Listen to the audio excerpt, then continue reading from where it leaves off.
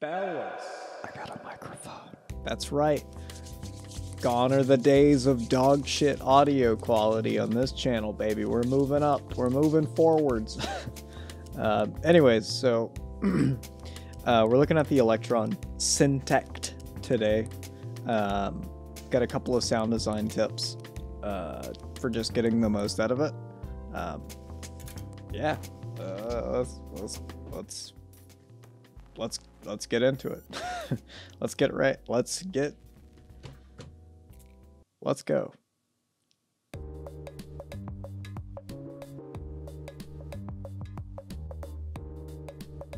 Just got a blank default project here.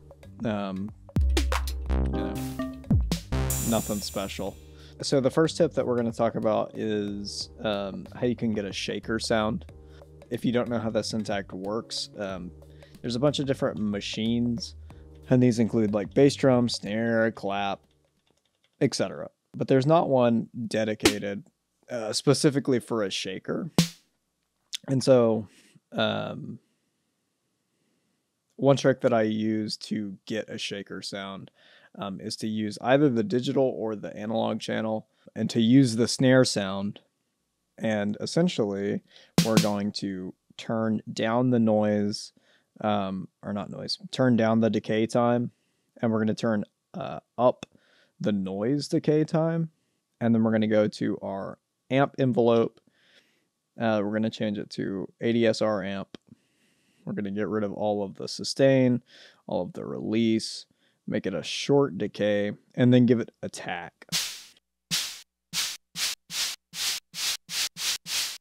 We'll give it a little release.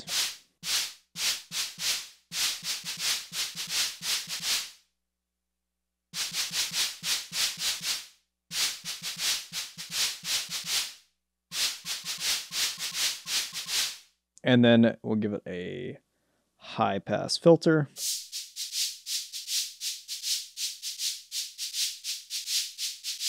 Cool. And then we'll put that in our sequencer with kind of a standard swing shaker pattern.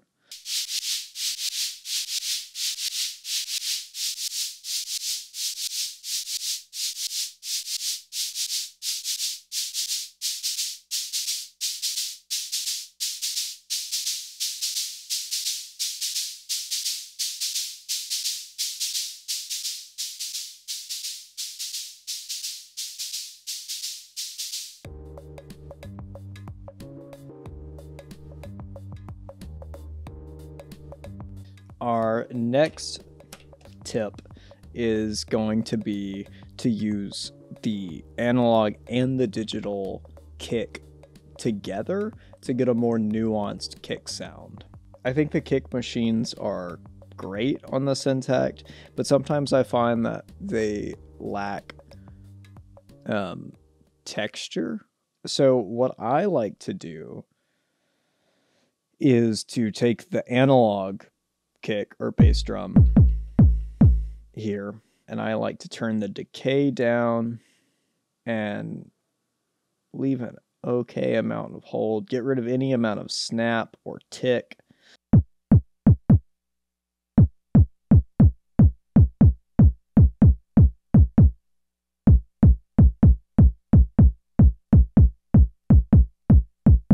And then we're going to low pass filter it quite a bit.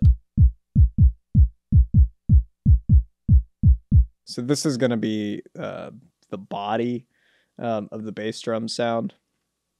And then we're going to go to the digital bass drum section. And we're also going to decrease the decay. Make it punchy, give it a little overdrive. Reduce the pitch sweep. Maybe raise the pitch a little bit and give it a little modulation.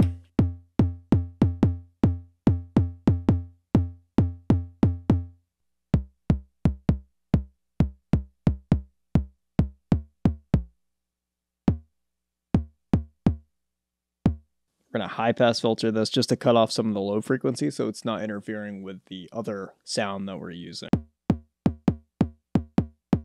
And we'll we'll turn it down a little bit because it's not going to be the dominant part of the sound.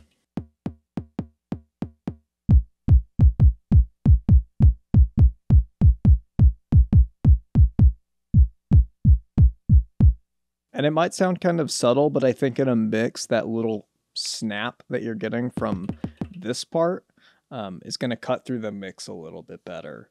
Let's pick a snare sound.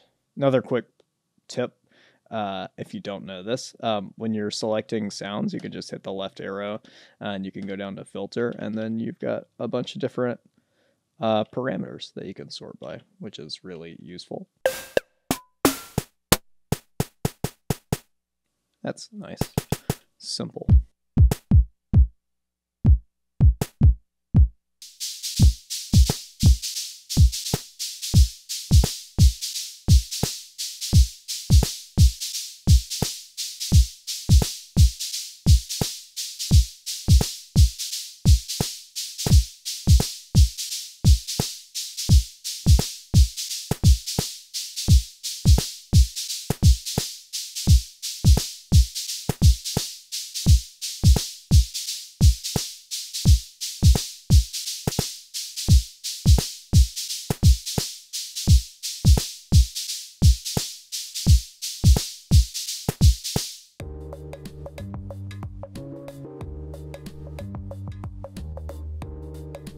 So it's already got some character, got some texture. So we're gonna add some hi-hats to this.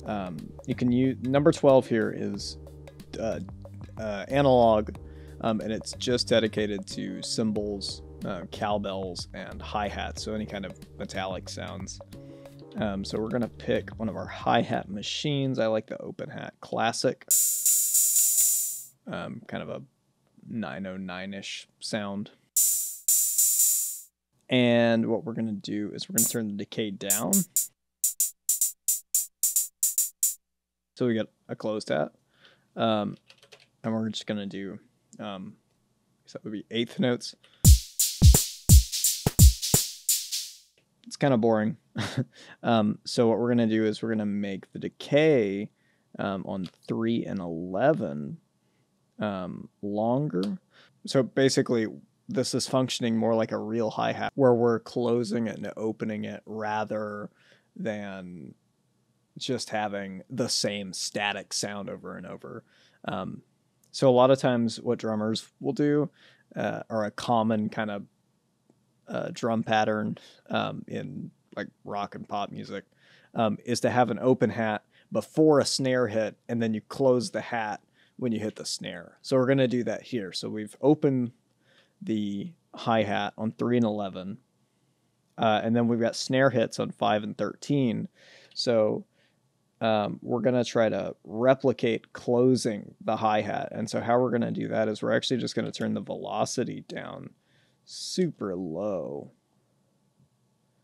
So that way it's going to interrupt this long hi-hat, this open hat, but it's not going to play like a closed hat hit, right?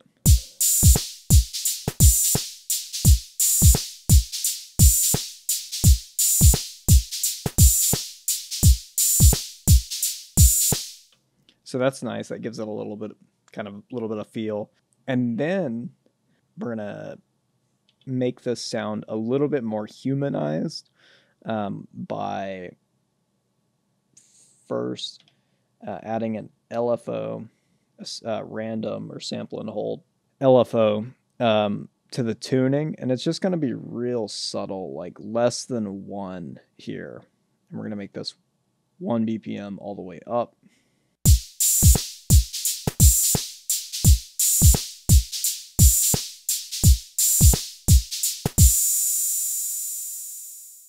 So it's just got like a little bit of subtle kind of change, as if you were not hitting the hi-hat, you know, in the same spot every time. It's got human imprecision. I don't think that's a word. So then we're going to use our other LFO to change the decay time. Again, just ever so slightly, less than 1. We don't want it to sound super obvious. And again, 1 BPM, and the random or sample and hold again.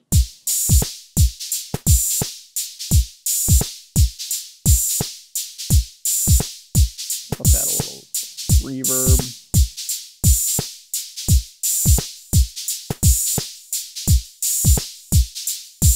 So it's kind of 3 simple sound design tricks. I'm going to add one more kind of bonus tip. Let me go grab my guitar and then we'll get set up for that.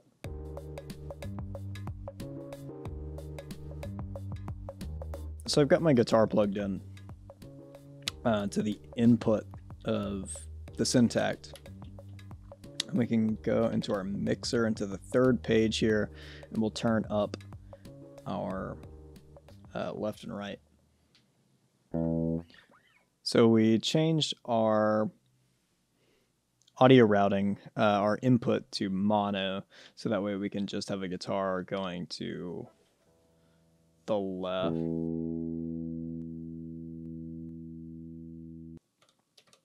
And so then we've got our FX routing. If you hold shift and hit FX, this is what's going into the effects block. Okay, so got our input going into our effects section. Yeah, so then we have access to these different effects, like drive, for example.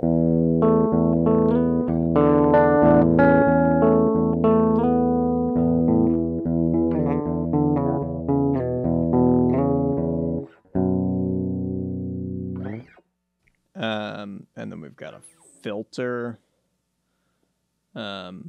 which is it's an analog drive and an analog filter in this thing, by the way.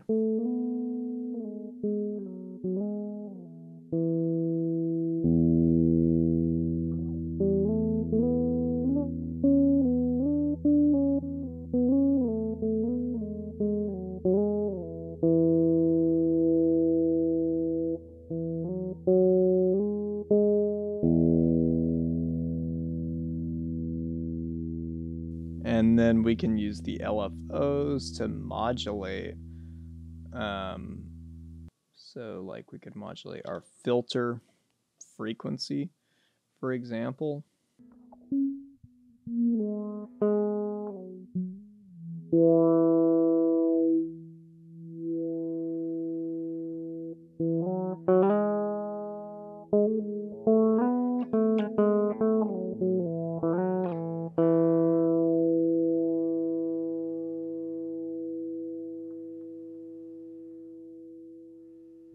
We can go through a reverb and delay.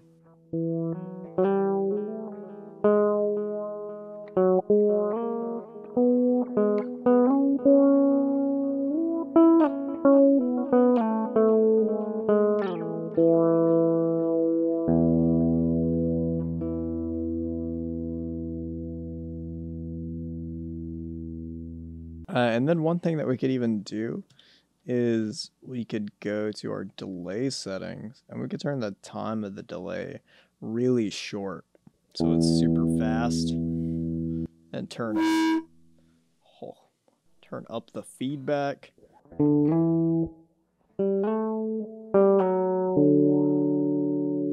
Cautiously.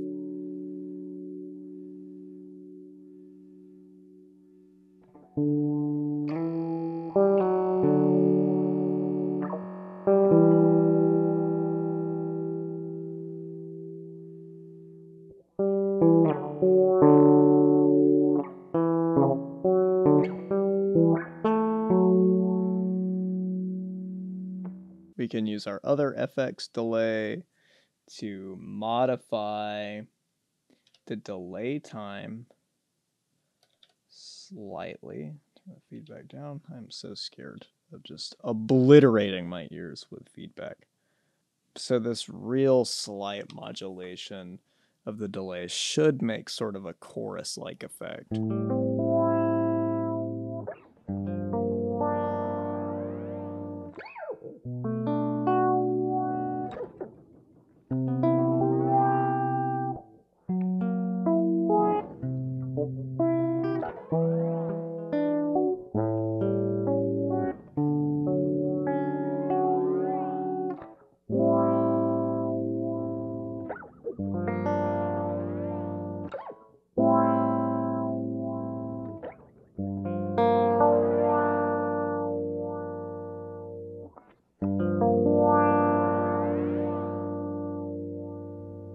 So we get this kind of weird chorus effect thing. I think it's pretty cool. Make it more subtle.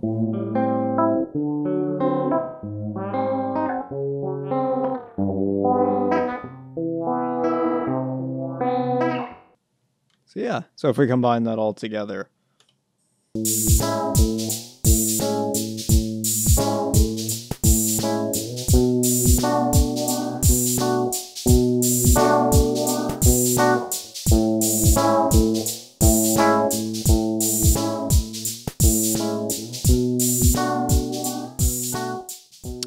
But yeah, anyway, so that was just kind of like a hopefully not too long couple of quick sound design tips on the Elektron Syntakt.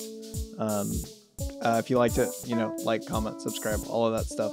I've got more videos planned. I've got more Beebo videos coming soon. If you haven't seen my other videos on the Poly Effects Beebo, go check those out. I've got more coming out where I mess around with delays and mess around with using it as a synthesizer, and some other stuff.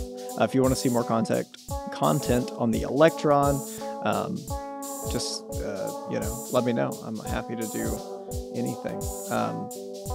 But yeah, thanks for being patient, as it takes me forever to get out these videos. Hopefully they start coming out faster, and hopefully they're better quality every time. But yeah, anyways, thanks for making it to the end. Thanks for watching. Thanks for coming by. Love you guys.